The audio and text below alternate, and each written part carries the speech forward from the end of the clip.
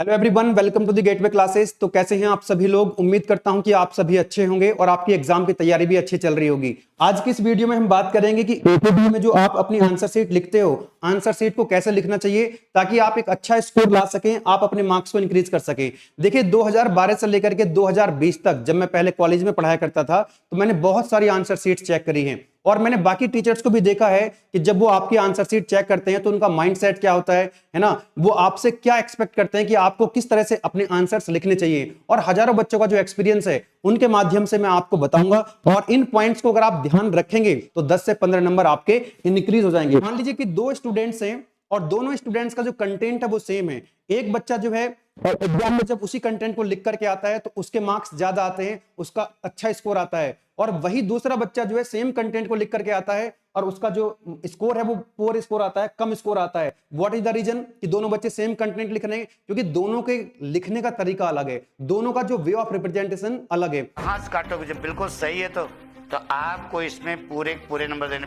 कि जिस बच्चे का मार्क्स अच्छे आ रहे हैं उसका लिखने का तरीका अलग है। देखिए सबसे पहले तो आपको ये काम नहीं करना है, ये कोई यूपी बोर्ड का एग्जाम नहीं है कि आप जो है कुछ नोट लगा देंगे उसमें और आपको लगेगा कि सर हमको पास कर देंगे। तो ये गलती आपको नहीं करनी है क्योंकि अब तो जो है एकेटीयू की जो कॉपी है वो डिजिटली चेक होती है, कंप्यूटर से चेक होती है। तो ये तो जो पहले जब आप एग्जाम हॉल से आते हो अपनी आंसर शीट सबमिट करने के बाद तो वो पहले स्कैन होती हैं, उसके बाद वो जो है कंप्यूटर पे किसी टीचर के पास जाती हैं चेक करने के लिए। तो जो स्कैन करने वाला है ये तो उसी के पास रुक जाएंगे। अगर मान लीजिए आप ये गलती कर भी देते हैं तो ये किसके पास जाएंगे? जो स्कैन करने वाला है। पास करेगा कौन? आपको टीचर। तो ये तो वहां तक पहुंच ही नहीं पाएंगे, तो ये गलती नहीं करनी। तो बच्चे क्या है कि स्मार्ट हो गए हैं आजकल। ये बहुत पॉइंट, बहुत काम की बात बता रहा हूं क्योंकि आजकल क्या है कि कुछ बच्चे क्या कर देते हैं अपना आंसर शीट के अंदर मोबाइल नंबर लिख के आ जाते हैं। वाह, मोबाइल नंबर लिख देते हैं और उसमें लिख दें sir please call me, sir या मैम प्लीज कॉल मी और मैं आपको यूपीआई कर दूंगा, प्लीज मुझे पास कर दीजिएगा। तो ये गलती आपको नहीं करनी है, ये गलती आपको नहीं करनी है। इस तरह की गलती आपको बेटा बिल्कुल नहीं करनी है क्योंकि हर बार जब रिजल्ट आता है तो बहुत सारे बच्चों का यूएफएम बन जाता है ना। यूएफएम होता है अनफेयर मींस, है ना। वो क्यों बनता है? ज्यादातर यूएफएम क्यों बन रहे हैं? क्योंकि बच्चे क्या कर रहे हैं आजकल, बहुत बड़ी गलती ये कर रहे हैं, अपना मोबाइल नंबर लिख के आ रहे हैं आंसर शीट में। तो गलती से भी जो फ्रंट देखो, जो फ्रंट पेज है जहां पर आपको अपनी एंट्री फिल करनी होती है वहां पर आप डिटेल्स फिल करिएगा, अपना नाम, अपना रोल नंबर, जो भी डिटेल्स रिक्वायर्ड है। लेकिन आंसर शीट के अंदर कहीं पर भी आपको अपना नाम नहीं लिखना है, ठीक है। अपना जो है मोबाइल नंबर नहीं लिखना आपको, अपना रोल नंबर नहीं लिखना आपको। सबसे ज्यादा गलती हो रही है, बच्चे मोबाइल नंबर लिख के आ रहे हैं। ये गलती आपको नहीं करनी है, अदरवाइज आपका रिजल्ट नहीं आएगा। आप कितना भी अच्छा लिख लो, कितना भी खराब लिख लो, आपका रिजल्ट ही नहीं आएगा, आपका यूएफएम बन जाएगा, आप परेशान रहोगे बाद में। पॉइंट नंबर 2 ध्यान दीजिएगा, वेरी इंपॉर्टेंट पॉइंट, कि हैंड राइटिंग या जो आपकी राइटिंग स्पीड है ये बहुत ज्यादा इंपॉर्टेंट रोल प्ले करती है। चाहे चाहे आपका 10th का बोर्ड का एग्जाम हो, एकेटीयू का एग्जाम हो या सिविल सर्विसेज यूपीएससी का एग्जाम हो, अगर वो सब्जेक्टिव पेपर है तो बेटा आपकी जो हैंड राइटिंग है, जो आपकी राइटिंग स्पीड है, वो आपके मार्क्स को इंपैक्ट करेगी ही करेगी, ठीक है। तो आपको क्या करना है, कोशिश यही करनी है कि आप अपनी जो हैंड राइटिंग है उसको नीट एंड क्लीन रखना है, ठीक है। और दूसरा, अपनी जो राइटिंग स्पीड है थोड़ा सा उसको इंप्रूव थोड़ा स्पीड को पहले से आपको बढ़ा के रखना है। अगर आपकी बहुत ज्यादा स्लो स्पीड होगी तो आप पूरा पेपर अटेम्प्ट नहीं कर पाओगे। आप बोलते हो जब आप एग्जाम देके आओगे तो आप बोलोगे कि सर मेरे 2 क्वेश्चन छूट गए, मेरे 3 क्वेश्चन छूट गए। तो अपनी जो राइटिंग स्पीड है उसको इंप्रूव करें और अपनी जो हैंड राइटिंग है उसको थोड़ा नीट एंड क्लीन करने की कोशिश करें। हाँ, जिसकी राइटिंग थोड़ा सा एकदम से, क्योंकि हैंड राइटिंग जो है वो एकदम से ऐसा तो नहीं है कि 1-2 दिन में इंप्रूव हो जाएगी। तो कोशिश करें कि आप जो है नीट एंड क्लीन डायग्राम बनाएं, जहां पर डायग्राम बना सकते हैं प्रॉपर तरीके से, अच्छे से डायग्राम बना करके आइएगा। तो ये पॉइंट सभी के लिए इंपॉर्टेंट है, ठीक है। दूसरा पॉइंट आता है कट्स इन आंसर्स। आंसर्स में क्या करते हैं, कुछ बच्चे कट मार देते हैं। अगर देखिए आपको लिखते लिखते अगर आपसे कोई गलती हो जाती है, अगर आपको कट करना ही है तो आपको सीखना चाहिए लड़कियों से, क्योंकि लड़कियां बहुत अच्छे से काटती हैं, ठीक है। आप सभी जानते हैं, जरा ध्यान दीजिएगा। अगर मान लीजिए किसी लड़की से लिखते हुए गलती हो गई तो लड़की क्या करेगी, इस तरह से एकदम स्ट्रेट लाइन बना देगी उसमें, है ना। तो पता भी नहीं लगेगा, कट भी जाएगा और सामने वाले को पता भी नहीं लगेगा, एग्जामिनर को फील भी नहीं होगा कि यहाँ पर बहुत ज्यादा कटिंग हुई है। और वहीं एक लड़के से अगर गलती हो जाती है तो वो क्या करेगा, गलती हो गई साहब, ये गलती हो गई, तो जल्दी जल्दी में क्या करेगा, वो ऐसे ऐसे काट देगा, यूं लाइक दिस, पूरा रायता फैला देगा आंसर शीट में, पूरी शीट में उसको कटिंग ही कटिंग दिखाई देगी, है ना, एग्जामिनर को। तो आपको क्या करना है, अगर कटिंग करनी है तो कोई बात नहीं, कोई वर्ड अगर गलत हो गया आपसे तो आप चाहो तो बहुत हल्की पेंसिल से भी कट कर सकते हो, एक स्ट्रेट लाइन बना दीजिए। ताकि जो आपकी आंसर शीट है वो नीट एंड क्लीन रहे। पता लगा यहाँ भी कट मार दिया है ना, यहाँ भी कट मार दिया है, तो आपको कटिंग कम से कम करनी है, करनी भी है तो थोड़ा सा अपनी जो आंसर शीट है उसको नीट एंड क्लीन रखना है, तो मार्क्स आपके कट जाएंगे, ज्यादा कटिंग आपको नहीं करनी है। ठीक है, चलिएगा नेक्स्ट पॉइंट जो है answers in sequence is important. Yes, आपको क्या करना है, जो अपने आंसर्स हैं कोशिश करनी है कि सीक्वेंस में लिखें। जैसे क्वेश्चन नंबर 1 के बाद 2 के बाद 3 के बाद 4। अगर आपको ऐसा लगता है कि आपको बीच में कोई क्वेश्चन नहीं आ रहा है तो ठीक है, उसको आप छोड़ दीजिए और उसको लास्ट में अटेम्प्ट कीजिए। जैसे आपने क्वेश्चन नंबर 1 अटेम्प्ट किया, फिर आपको क्वेश्चन नंबर 2 नहीं आ रहा है तो ठीक है, छोड़ दीजिए, फिर उसके बाद क्वेश्चन नंबर 3 अटेम्प्ट कर लीजिए, 4 अटेम्प्ट करिए। तो मतलब जो क्वेश्चन आपको नहीं आ रहा है उसको फिर बीच में मत घुसाइएगा, उसको लास्ट में ले जाइएगा। ठीक है, सीक्वेंस में चलते जाइए, क्योंकि एक्चुअली होता क्या है, डिजिटली आपकी कॉपी चेक होती है तो एग्जामिनर को जो है एक मैट्रिक्स फिल करना होता है, तो मैट्रिक्स में इधर से उधर उसको मूव करना होता है, तो उसको दिक्कत होती है। आप लोगों को आंसर शीट में जो क्वेश्चन का सीक्वेंस है कोशिश करनी है कि उसको मेंटेन रखना है। अगर आपको लग रहा है कि वो क्वेश्चन आपको नहीं आ रहा है तो उसको बाद में अटेम्प्ट करें, लास्ट में ले जा करके। ठीक है, ऐसा नहीं कि पहले आपने 1 अटेम्प्ट कर लिया, फिर 3 कर लिया, फिर 5 कर लिया, फिर 2 पे आ गए, फिर इस तरह से ऐसा नहीं करना है। आपको थोड़ा सीक्वेंस को जितना मेंटेन कर पाओ, सीक्वेंस को मेंटेन करने की कोशिश करना।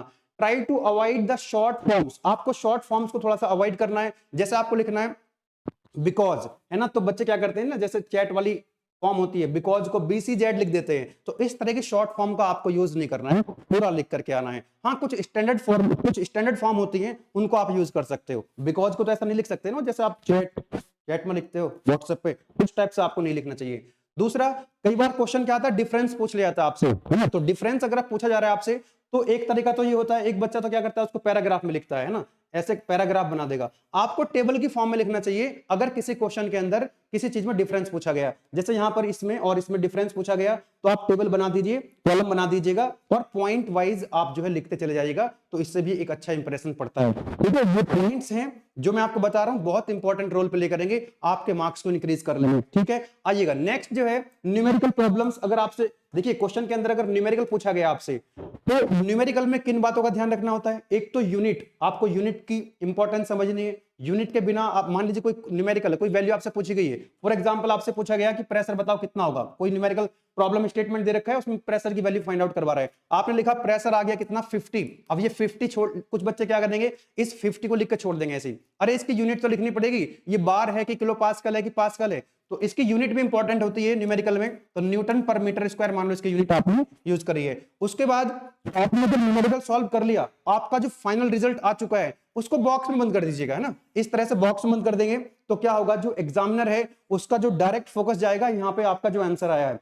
तो आपको यूनिट का ध्यान रखना है न्यूमेरिकल में, कैलकुलेशन का ध्यान रखना है, कैलकुलेशन सही होगी तभी आपका सही आंसर आएगा, है ना, और जो आपका आंसर आया है उसको जो है आप बॉक्स में बंद कर सकते हैं। या कोई डेरिवेशन है, डेरिवेशन का जो फाइनल रिजल्ट आता है उसको आप इस तरह से बॉक्स में बंद कर सकते हैं, तो बॉक्स पे ध्यान जाता है एग्जामिनर का, तो पूरा जो है आपकी शीट को, पूरे पेज को नहीं देखता है, आपका जो रिजल्ट आ रहा है उस पर फोकस जाता है। रिजल्ट अगर आपका सही है तो आपको पूरे मार्क्स मिल जाते हैं। ठीक है, तो इस बात का आपको ध्यान, हाँ इस बात का, लेकिन आपको ये भी ध्यान रखना है इसमें, जब आप कॉन्फिडेंट हैं, आपको लग रहा है कि मेरा आंसर सही है तो बॉक्स में बंद करें, हाईलाइट करें उसको। अगर आपको लग रहा है कि मेरा आंसर सही नहीं है शायद, तो ठीक है, उसको बॉक्स में हाईलाइट करने की जरूरत नहीं है। देखो जहां पर आपको कॉन्फिडेंस है उसी को तो आप हाईलाइट करोगे।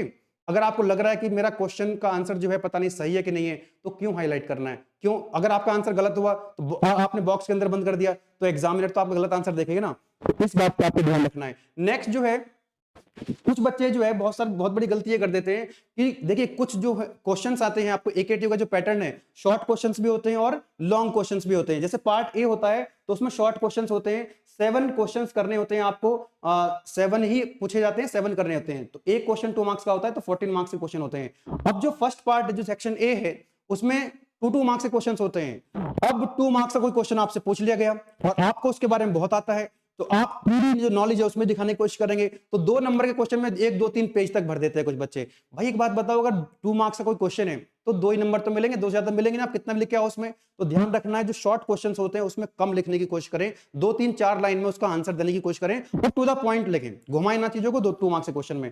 जो लॉन्ग क्वेश्चन होते हैं, क्योंकि अगर आपने देखो जो दूसरा पार्ट होगा आपका, उसमें 3 क्वेश्चन करने होंगे, है ना, हर यूनिट से एक क्वेश्चन आता है और उसमें 5 में से 3 क्वेश्चन आपको करने होते हैं, तो 7 into 3 क्वेश्चन इंटू 7 मार्क्स का एक होगा, तो 21 मार्क्स, तो ये लॉन्ग क्वेश्चन है। उसके बाद जो सेक्शन सी है वहां पर भी आपको हर यूनिट से 2 क्वेश्चन आते हैं, 2 में से आपको 1 करना होता है, तो 5 यूनिट से आपको 5 क्वेश्चन करने होते हैं। तो हर क्वेश्चन जो है 7 मार्क्स का होता है, तो 7 into 5 दैट इज 35 मार्क्स। तो यहाँ पर आपको 14 part A, part B 21, part C जो है 35, तो टोटल मिलाकर के 70 मार्क्स का जो है क्वेश्चन पेपर आपका आता है। इस बात का आपको ध्यान रखना है कि शॉर्ट क्वेश्चन है तो कम लिखें और लॉन्ग क्वेश्चन है तो उसमें ज्यादा लिखें। पूरा समय शॉर्ट क्वेश्चन में लगाओगे तो फिर आपके लॉन्ग क्वेश्चन में या तो छूट जाएंगे या फिर लॉन्ग क्वेश्चन को लिखने के लिए आपके पास टाइम कम बचेगा। ठीक, चलिए नेक्स्ट पॉइंट आता है आपका, कितने पेजेस का आंसर लिखना चाहिए। ये बहुत सारे स्टूडेंट्स जो है कमेंट्स में लिख रहे हैं कि सर, पूछते रहते हैं, जेन्युइन क्वेश्चन है कि कितने पेजेस में हमको आंसर लिखना चाहिए। ये तो डिपेंड करेगा बेटा कि जो क्वेश्चन है ना, जो लॉन्ग क्वेश्चन, देखिए अगर 2 मार्क्स का कोई क्वेश्चन है, जो शॉर्ट क्वेश्चन है, तो उसको आप आधे पेज में लिख सकते हैं, आधे पेज में अपना आंसर लिख सकते हैं। ठीक है, कुछ क्वेश्चन ऐसे होते हैं शॉर्ट क्वेश्चन जो 2-3 लाइन में भी आप उनका आंसर लिख सकते हैं।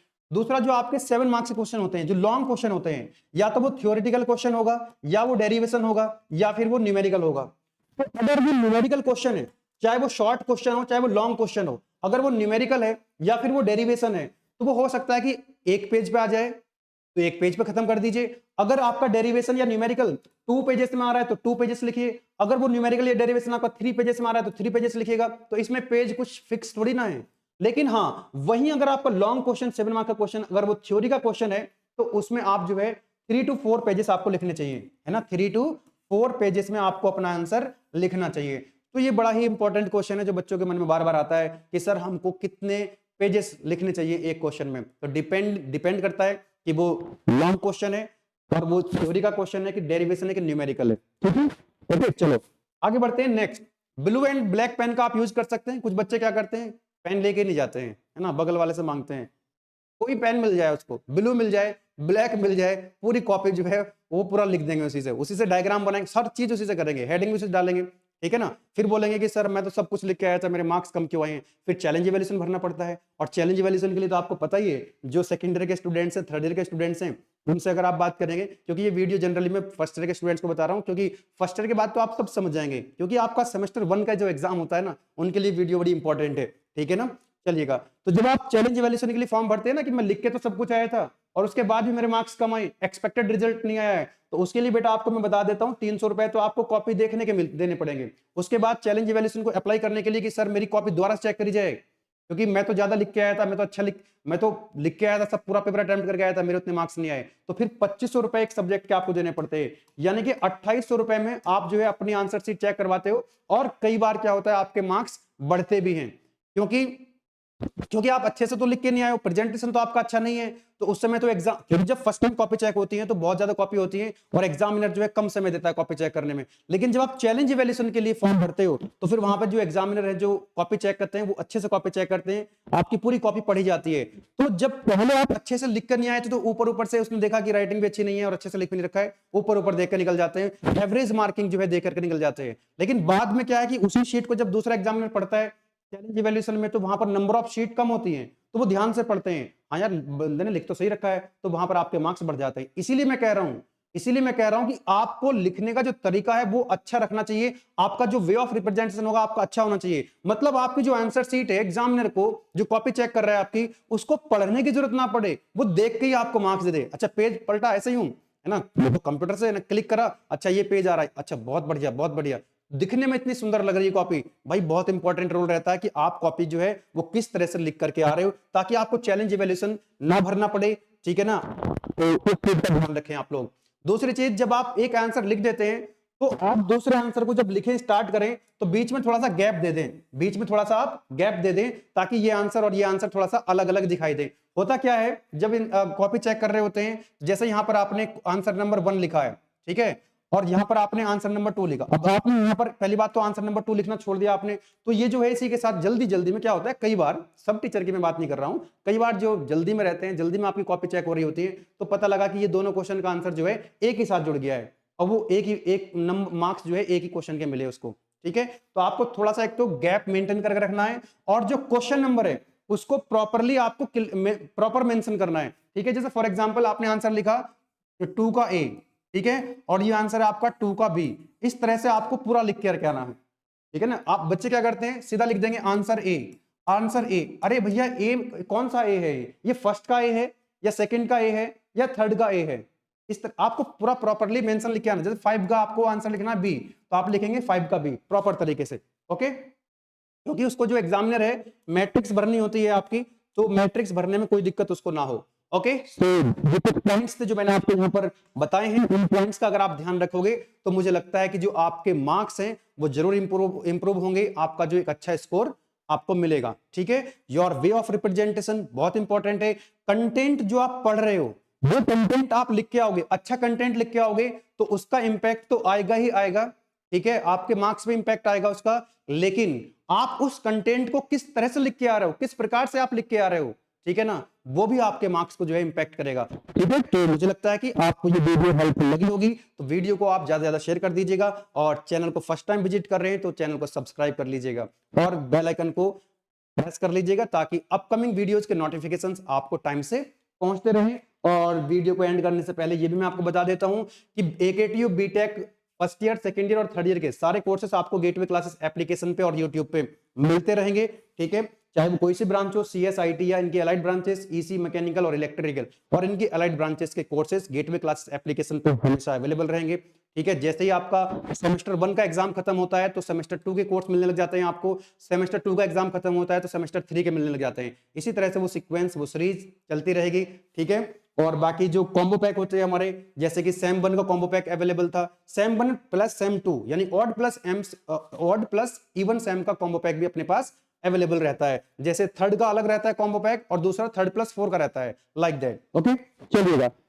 सो और एक इंफॉर्मेशन मुझे आपको देनी थी कि हमारा जो गेटवे क्लासेस का एप्लीकेशन है वो प्ले स्टोर के साथ साथ अब जो है ऐप स्टोर पे भी आ चुका है, क्योंकि आप में से कुछ बड़े बड़े लोग भी है ना आईफोन का, एप्पल का फोन यूज करते हैं, तो उनकी भी रिक्वेस्ट आ रही थी कि सर हमारे लिए भी कुछ एप्लीकेशन बनवा दीजिए। तो अब जो है प्ले स्टोर के साथ साथ ऐप स्टोर से भी आप एप्लीकेशन डाउनलोड कर सकते हैं। मुझे लगता है कि आज की वीडियो आपके लिए यूजफुल होने वाली है, क्योंकि आपके लिए पढ़ना इंपॉर्टेंट है, लेकिन जो आपने पढ़ा है उसको आप किस तरह से लिख के आ रहे हो एग्जाम में, वो भी उतना ही इंपॉर्टेंट है। मिलेंगे फिर नेक्स्ट वीडियो में, तब तक आप लोग पढ़ते रहिए अच्छे से। ठीक है, wish you very all the best, thank you.